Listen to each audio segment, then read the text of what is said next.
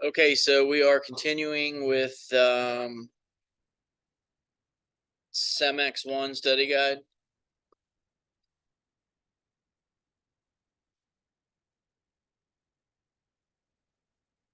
Today we're going to do problems on the short answer.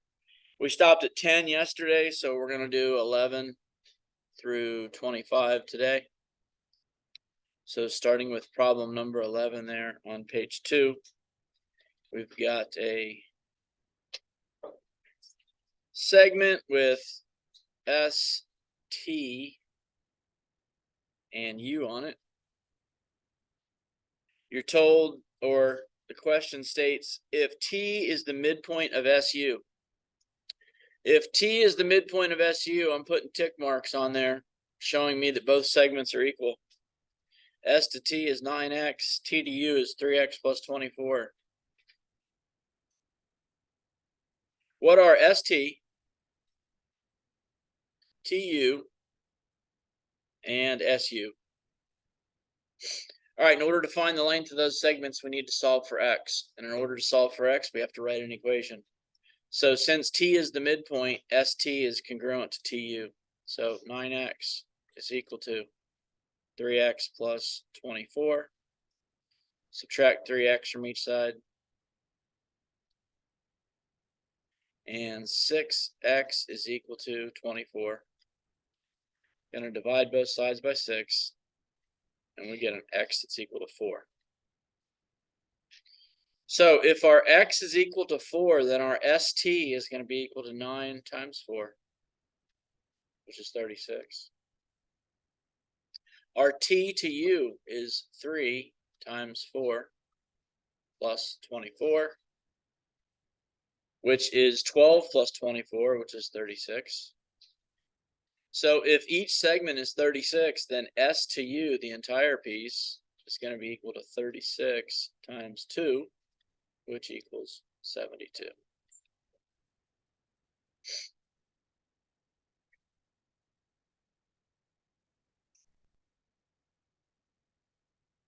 In problem number 12, based on the pattern, what are the next two terms of the sequence?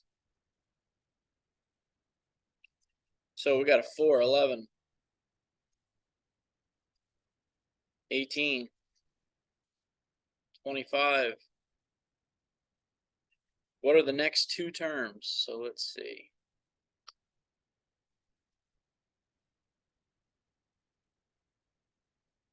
All right, so when you see a series of numbers, look at the values.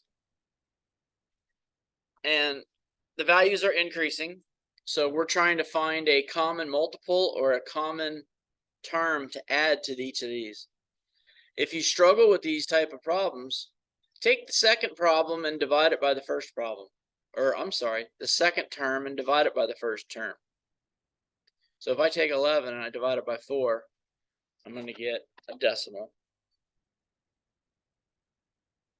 I get 2.75. And then you take 18 and you divide it by 11.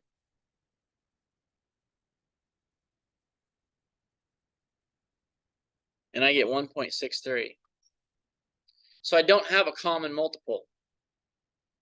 So then I would take the second term and subtract the first term. So I'm going to do 11 minus 4. And I get 7. And then I'm going to take the third term and subtract the second term. If I take 18 minus 11, I get 7 again. And I just feel like it, so I'm going to take the fourth term, 25, and I'm going to subtract the third term, which is 18, and I get 7 again. So they're adding 7 to each term. So 25 plus 7 is 32, and 32 plus 7 is 39. So those are your next two terms.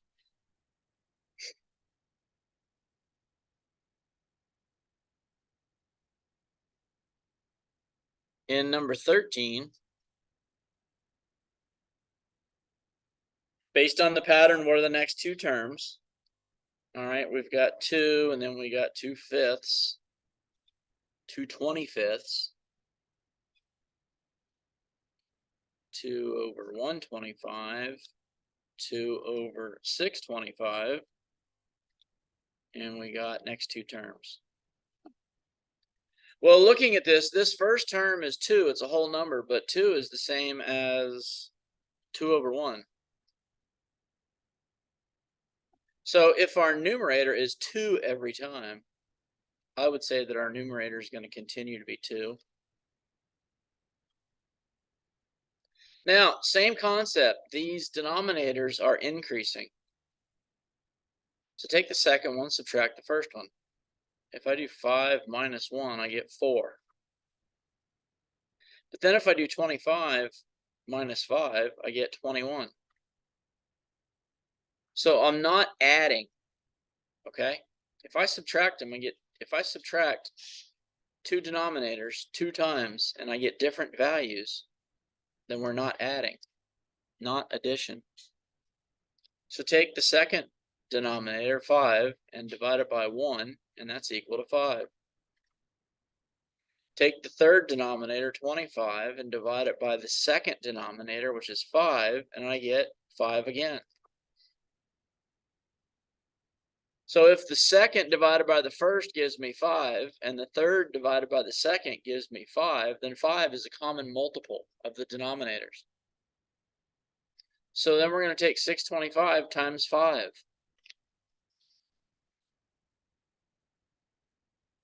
which is 3125. And then 3125 times 5 is 15,625. So those are our next two terms in the sequence.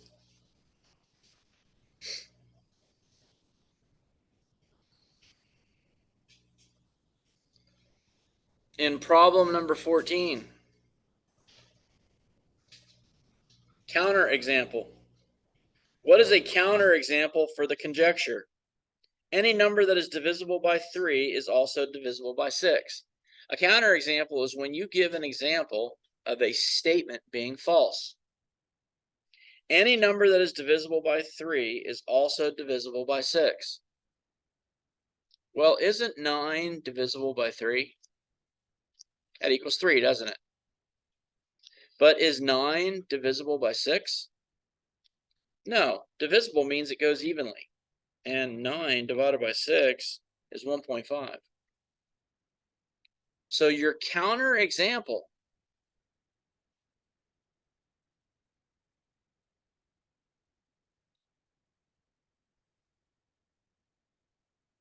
you can just say 9. Because 9 is, I'm sorry. Yes, you can just say 9 because 9 is divisible by 3, but it's not divisible by 6.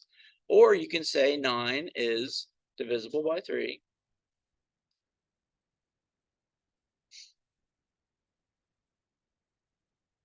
But not by 6. And again, it'll be multiple choice, so just read your different options. The key is to understand what a counterexample is. That was part of the definitions you did on Monday. Then back to those definitions on Monday for number 15. What is the conclusion of the following conditional? We've got a number is divisible by 2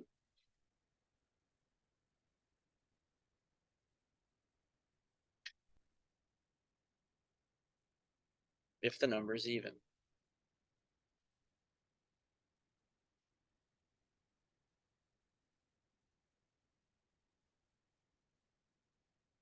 They are asking for what is the conclusion? The conclusion. It follows the then in a conditional statement. Now, if we look at this statement, it doesn't have the word then in it. But we can rewrite this statement as, here's a conditional statement. If a number is even,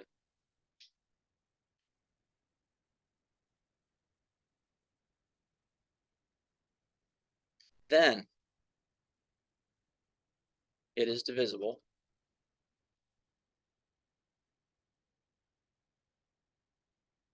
by 2. Now, we've put it in if-then form. That's now a conditional statement. And if they're asking for the conclusion, and the conclusion follows the then the conclusion to this statement is right here. It is divisible by 2. Or a number is divisible by 2. Key being is divisible by 2. That's the conclusion of that statement.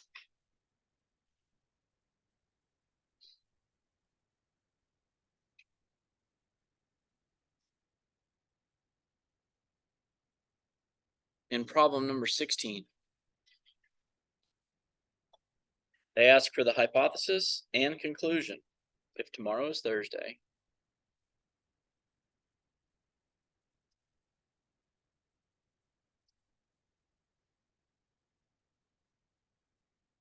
then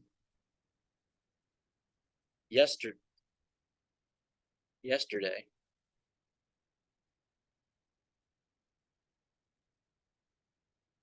was Tuesday.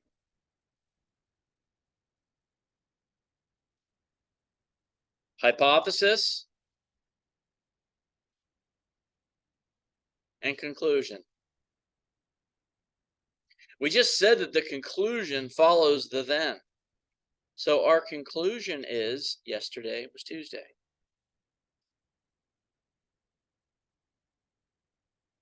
The hypothesis of a conditional statement was in your vocabulary on Monday. The hypothesis follows the if. So here's the hypothesis of the statement. The hypothesis follows if. Conclusion follows then.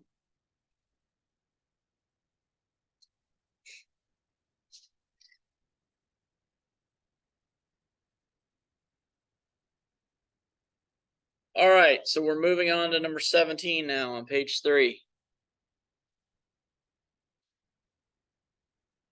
And we've got a diagram here.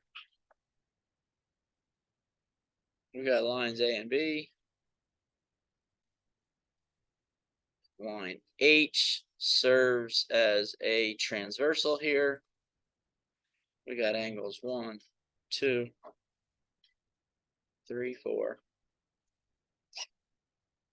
5, 6, 7, and 8. All right, number 17. Same side interior.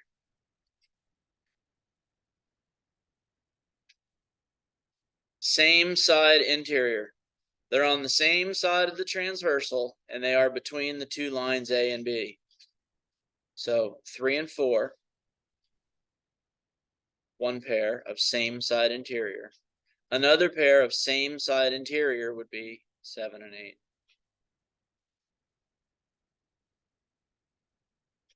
Number 18 asks for, what are 3 pairs of corresponding angles?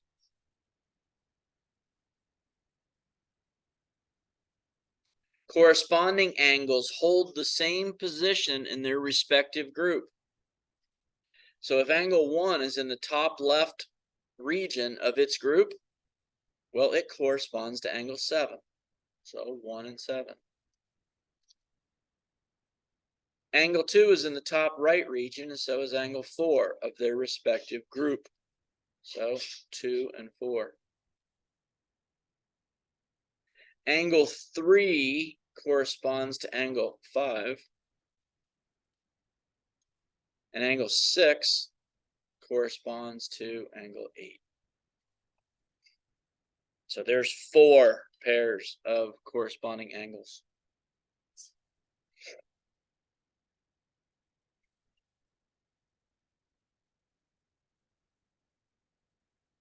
In number 19, we've got line F and line G.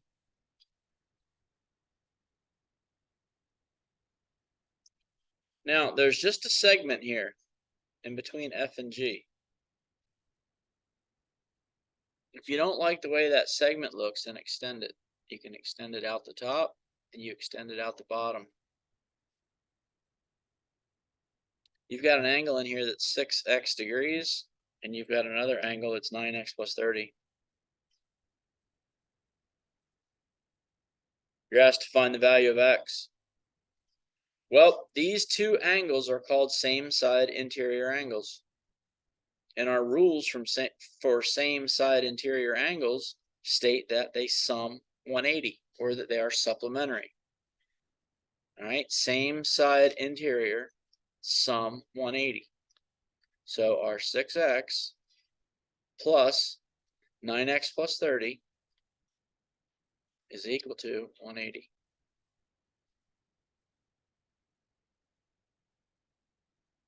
I'm going to combine like terms now. So my 6x plus my 9x is 15x plus 30 equals 180. Going to subtract 30 from each side. So 15x equals 150. And then I'm dividing both sides by 15. And I get an x that's equal to 10.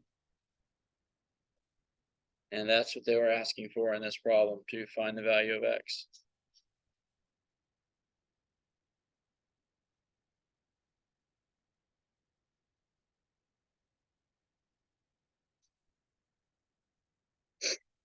All right, for problem number 20.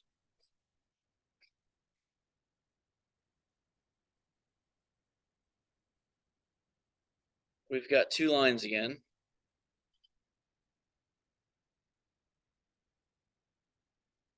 Line P and Q. Find the value of x for which P is parallel to Q. And we've got a transversal. If angle 1 is 4x and angle 3 is 104, the diagram is not to scale. So we need to solve for x so that P is parallel to Q. So if we identify these two angles, they hold the same position in their respective groups. So the two angles are corresponding. Well, in order for lines P and Q to be parallel to each other, corresponding angles need to be congruent. So if 104 is equal to 4x, we can solve for x. And we get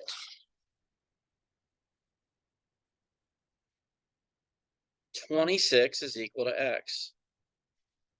So when x equals 26, we can say when 26 equals x, P is parallel to Q.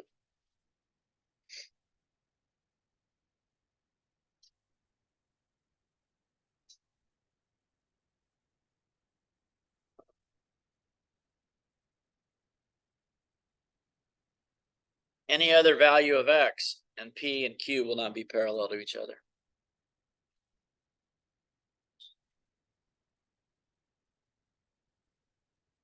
Problem 21, to find a value of x for which L is parallel to M. Here's our L.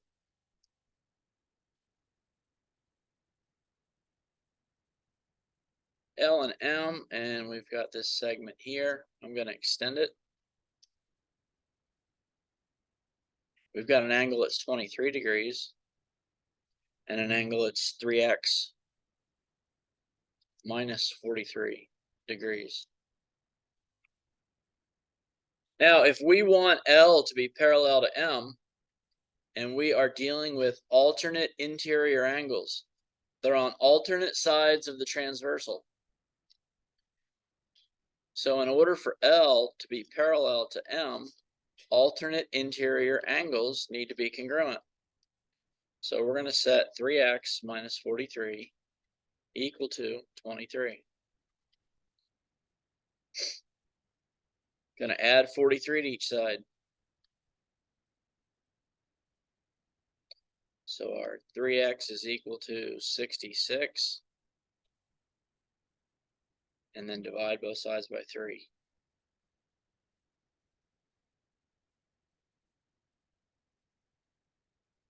So our x is equal to 22. So we can again say when x equals 22, L is parallel to M.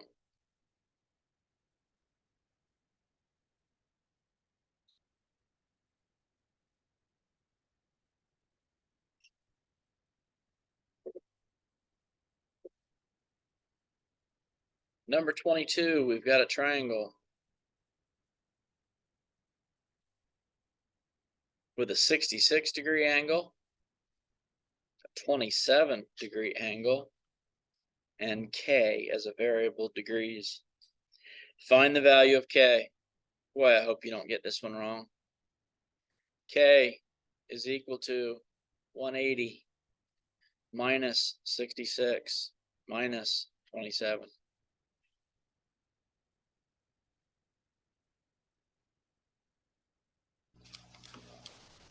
$87 degrees.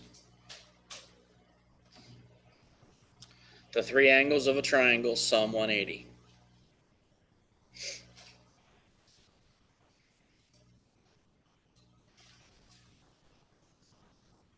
Problem 23.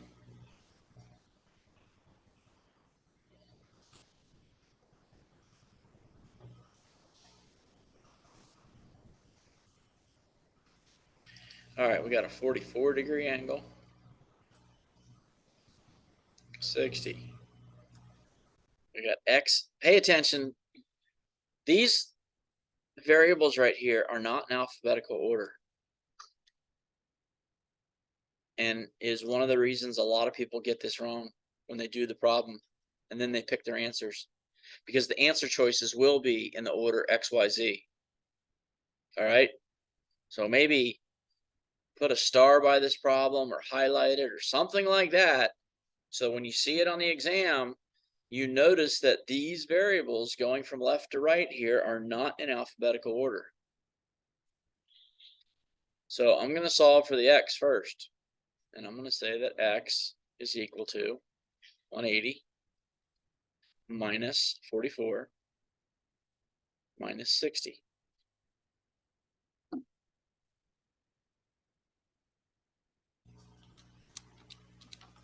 Which is 76 degrees. So what I'm going to do now is replace this X with a 76.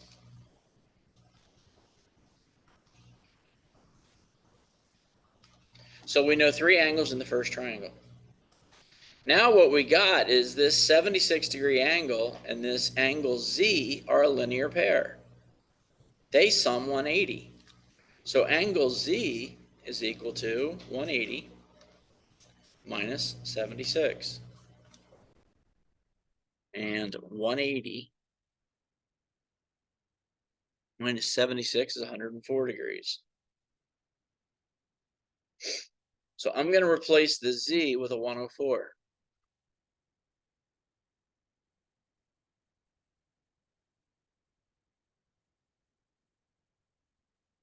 Well, now on this triangle on the right, this small triangle on the right, I've got two of the three angles. So angle Y has to equal 180 minus 104 minus the 12.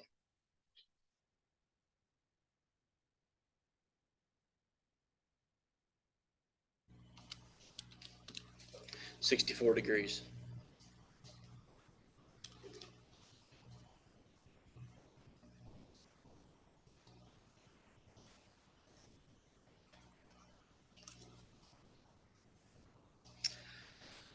All right, 24 and 25, two left. Problem number 24. we've got an exterior angle. We just covered this recently, so we got 102 degrees, 45 degrees, and x degrees. Find the value of x. Remember from a couple weeks ago, an exterior angle is equal to the sum of its remote interior angles. So 102 is equal to 45 plus x. Can subtract 45 from each side.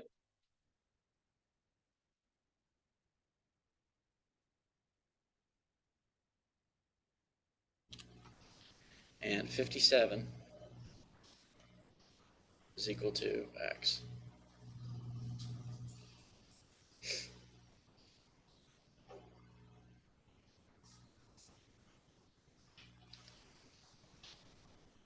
And number 25.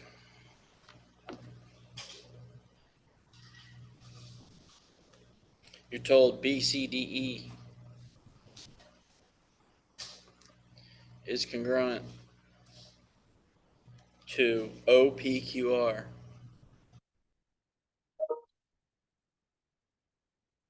Actually, it says if BCDE is congruent to OPQR,